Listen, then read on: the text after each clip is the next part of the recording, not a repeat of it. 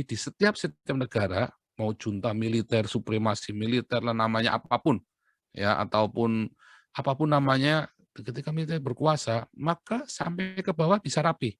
Walaupun akhirnya terjadi diktatorship, ya. Namun di dalam Islam itu lebih parah lagi. Karena ketika pemimpin itu sudah bersyariah, di bawah mereka punya syariah sendiri-sendiri juga. Lebih kacau lagi, cuman bedanya mereka tutup-tutupin. Karena apa? Diberangus yang berani bicara. Hanya orang-orang yang punya duit.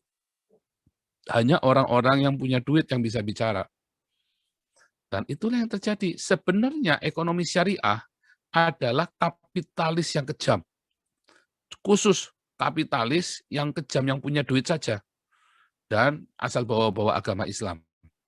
Itu lebih ngeri dari kapitalis, lebih kejam loh. Kalau kapitalis itu pasar bebas, benar-benar. Kalau di dalam ekonomi syariah, itu kapitalis yang berselubung agama.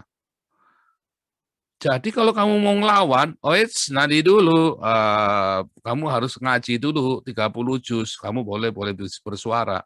Kalau sudah bersuara pun, begitu salah diberangus tetap. Yang penting si pelaku ekonomi ini, dia bisa ngaji 1-2 ayat, sah pokoknya. Dan itu yang terjadi di negara-negara Islam. Nah, Arab Saudi pernah melakukannya. Arab Saudi itu pernah melakukan ekonomi syariah ini dan akhirnya dibuka ya, gagal. Karena apa? Karena koordinasi. Karena koordinasi dan persyaratan yang sangat sulit di dalam ekonomi syariah ini. Ya. Tadi ada mazhabnya sendiri-sendiri. Jadi gimana mau pakai mazhab yang mana? Nggak bisa. Mau sepakat nggak bisa. Mendingan mati. Kayak Esra Soru. Ya kan? Nggak urusan dengan damai. Kalau perlu saya ngebom kalian. Nggak ada urusan dengan damai. Yang penting kebenaran. Kebenaran versi apa? Das-mundasku. Dasel, dasolen itu kan. Das-mundasku. Itu yang terjadi. Akhirnya gagal Arab Saudi menangkan. Sehingga apa? Di Saudi itu rakyat semua miskin. Dijatah sama pemerintah. Kelihatannya Saudi itu kaya. Yang kaya hanya pejabatnya dan tokoh-tokohnya dan alim ulamanya yang dekat dengan kekuasaan. Rakyatnya, rakyat jelata banyak. Kalau Anda ngelihat masuk ke dalam daerah-daerah Saudi, Dubai, segala macam, itu ngeri semua, perumahan kumuh banyak sekali. Beda dengan di Eropa, nggak ada perumahan kumuh. Ada perumahan kumuh selalu imigran yang ilegal. Ya, itu bisa kumuh itu, ilegal, ya salah sendiri, dia ilegal. Tapi kalau dia masuk Eropa dengan legal, tidak akan kumuh, karena sampai ada apa-apa dengan dia pun akan ditanggung oleh negara. Ya, dan banyak sekali kegagalan-kegagalan dari ekonomi syariah. Tetapi masalahnya yang udah berbau-bau syariah itu membius rakyat. Rakyat iya nggih aja. Dan itu cukup bisa untuk mengendalikan pemberontakan. Yang penting teriak Allahu Akbar yang keras. Ya, itu sudah hipnotis bagi rakyat. Pokoknya iya amin. Dan mereka sepakat. Walaupun nanti bunuh-bunuhan yang di atas dan rakyatnya jadi korban lagi. Selalu terjadi seperti itu dan perulangan dari zamannya Muhammad sampai dengan zaman hari ini. Tetapi bagi orang-orang yang tidak pernah menerapkan ekonomi syariah ini, mereka ingin sekali ngotot. Kenapa? Karena ekonomi ini adalah jalan masuk menuju kekuasaan. Dan itu yang terjadi dengan masa-masa antikristus. Ya, saya ambil tarik globalnya ya. Anda lihat, dunia sekarang bergerak kepada satu sistem ekonomi, yaitu chip, ya kan? Nah, dengan microchip, Anda akan bertransaksi dengan mudah, Anda akan melakukan segala macam itu dengan mudah, perekonomian itu akan maju dengan amat sangat pesat. Perekonomian global ini. Nah, ketika perekonomian global ini maju dengan pesat, ya, para onta gurun ini kan nggak suka. Oh, iblis itu, setan itu. Ya, saya pernah tunjukkan WhatsApp-nya kepada Anda kan. Mereka minta suaka di Jerman, tapi berani ngatain Merkel iblis kan. Oh, ada kan, pernah saya tunjukkan. Nah, mereka tetap nggak mau. Mereka menghendaki yang sesuai dengan Al-Qur'annya mereka. Walaupun kacau balau, nggak karu-karuan. Tapi pokoknya itu yang paling benar, itu yang paling benar, yang jaminan surga. Nah, kalau Anda melihat terorisme yang terjadi, bom panci, bom apalagi bom ketel, nanti bom buku, bom celana dalam, ada lagi bom PH, macam-macam ya, segala macam bom itu lagi kan. Oh itu nggak ada ngeri-ngerinya. Rusaknya cuma di lokalan itu doang. Walaupun korbannya ya serem, yang korbannya menderita menangis darah yang jadi korban. Tetapi ya kan nggak tahu apa. Padahal sama-sama Islam juga kan. Wah dia mau meledakkan gereja, yang kena malah orang jalan, mau meledakkan mana yang kena orang-orang Islam sendiri juga kan. Goblok juga kan memang orang-orang tukang bom ini. Tapi itu kalah mengerikannya dengan terorisme ekonomi. Dan itu yang sedang terjadi di dalam ekonomi global ini. Saudara tahu nggak, ketika nanti dunia itu mengarah ke dalam sistem perekonomian dengan microchip, yang mengerikan adalah ketika sistem pusat yang mengatur ini disabot, diteror, dibajak. Oh bisa lumpuh loh seluruh perekonomian dunia. Lumpuh langsung.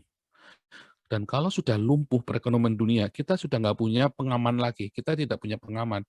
Pengaman apa? Karena semua sudah bergantung dengan chip. Maka semua ATM Anda, bahkan Anda taruh microchip itu ya, itu nggak ada yang berguna semua. Karena lumpuh itu dibajak. Lalu apa? Kembali ke zaman batu kita. Apa? Ekonomi syariah. Barter. Ya, dan Anda hanya bisa bertukar, berbarter, kalau tanganmu nanti ditato dengan syahadatnya Islam. Kalau kamu Kristen, tambahin huruf nun. Ya, itu akan terjadi. Nah, mereka akan merebutnya dengan ekonomi, sama dengan di Indonesia. Mereka akan merebut kekuasaan dunia itu dengan ekonomi. Itu cara paling murah dan cara yang paling tidak berdarah-darah. Merebutnya dengan ekonomi. Sama seperti dengan Cina, hari ini dia pelan-pelan. Dia merebut dunia dengan ekonomi. Amerika masih ngotot-ngototan taruh pangkalan militer di mana-mana, dia mau berdarah-darah, dia akan siapkan, saya akan memperjuangkan, menjaga perdamaian dunia sekalipun dengan perang. Kayak Esra Soru. Nah, sementara Cina pintar, ya dia utangin semua negara-negara. Nggak bisa bayar, kolaps, tukar mata uangmu dengan renminbi. Ya kan? Sudah terjadi kan? Maldives, mana lagi 4 negara itu ya, udah tukar mata uangnya kan. Di Afrika itu, sama pelabuhan utamamu, kasihkan ke saya. Ya, kalau Jakarta itu, Indonesia itu nanti Tanjung Prioknya itu nanti. Atau nanti bangun pelabuhan tuh di Jayapura tuh. Begitu Cina bangun pelabuhan di Jayapura, di Papua, wah itu Papua maju itu. Papua maju nanti. Tapi di samping itu, di Jawa kolaps, ya kan? Karena emasnya nanti dibocorin, wah selalu ada jalur tikus buat bocorin itu, wah karu-karuan. Papuanya maju, Jawa kolaps. Itu kan terjadi. Dan Cina sangat pandai dengan itu. Lihat, Cina berhasil mengentaskan 700 juta kemiskinan. Ya, selama 20 tahun terakhir, Cina itu berhasil mengentaskan 700 juta masyarakat miskin dengan sistem komunisnya.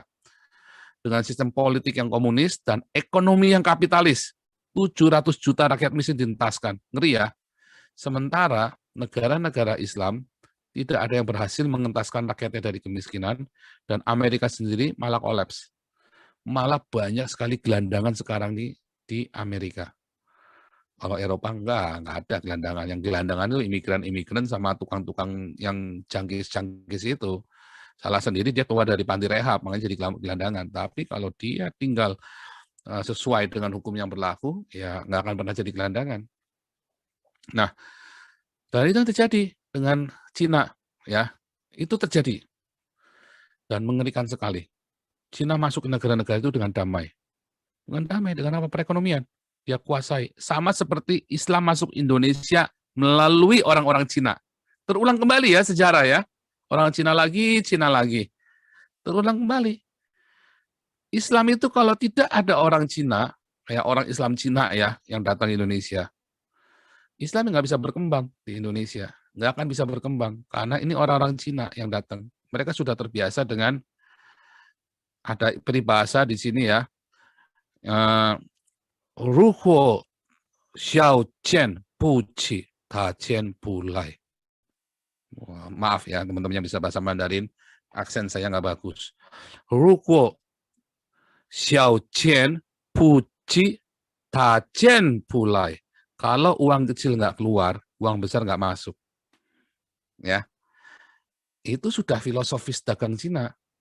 Jadi itu mengerikan sekali. Semua bisa dibeli. Bagi orang Cina semua bisa dibeli. Makanya orang-orang double minoritas di Indonesia bertahannya dengan filosofi itu. Makanya bisa eksis di seluruh dunia. Sekalipun di Amerika sekalipun, ya yang sekarang lagi heboh-heboh begitu ya. Karena ada sentimen anti Cina yang dihembuskan oleh orang-orang yang tidak bertanggung jawab. Kita nggak tahu mulainya dari mana bisa tiba-tiba merebak begitu ya. Dan herannya pelaku-pelakunya kebanyakan kadrun. Nah, itu yang lucunya. Nah, kita nggak mau cerita itu. Nah, tapi kita lagi cerita perekonomiannya. Lalu bagaimana Cina itu bisa berhasil? Karena mereka disiplin. Ya, mereka berdarah-darah. Ya, orang-orang dikirim dari desa, dikirim ke kota untuk jadi buruh pabrik.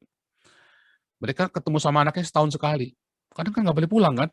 Ketemu anaknya setahun sekali. Kasihan ya, anaknya itu tumbuh tanpa orang tua. Banyak orang di Cina itu tumbuh tanpa orang tua. Karena orang tuanya semua pergi ke kota jadi buruh pabrik. Ya, untuk menggerakkan ya. Saya pernah waktu itu pergi ke Shenzhen itu ya. Oh, itu ngeri, itu kota kayak Jakarta, besar kota tapi relatif lebih bersih dari Jakarta ya, dan sibuk sekali itu kota. Ya, begitu udah jam orang berangkat kerja pulang kerja, itu lautan manusia itu saudaraku. Itu udah kayak aduh, kayak orang hilang lah saudara situ, kayak masuk ke Jakarta Fair itu. Hilang dah pokoknya masuk situ itu. Dan mereka tuh benar-benar mengerikan, anak-anak muda umur 30 tahun sudah pakai Ferrari. Wah, ya, berhasil mereka mengejar ketinggalannya itu. Nah, yang saya mau ceritakan di sini adalah itulah cara paling gampang untuk ambil alih pemerintahan dengan ekonomi. Nah, orang-orang Islam ini, para pengusung khilafah ini, dia tidak henti-hentinya. Makanya dia bikin formulasi perekonomian syariah. Itu sudah mulai kecium dari walaupun gagal. Karena perekonomian syariah ini nggak akan bisa bertahan sebetulnya di tengah globalisasi. Nggak akan bisa bertahan. Tadi ya, Indonesia berusaha keluar. Ya, dengan ikut jadi anggota, aduh saya lupa singkatannya ya. Nggak berhasil. Dan Indonesia malah kena teroris lagi. Wah, tambah kacau lagi. Ya, tambah kacau lagi. Dan itu sengaja dibuat supaya kacau. Makanya ada bom. Makanya ini si Jokowi ini ya, kalau ada bom meledak lagi, bisa lengser. Belum lagi nanti para pelaku ekonomi syariah ini dia akan menteror dengan sistem perekonomian syariah dan menuntut perekonomian syariah. Oh, itu cara ngambil perekonomian, mengambil pemerintahan dengan jalan damai. Tapi hasilnya mengerikan. Langsung bisa ganti. Ya. Sebentar.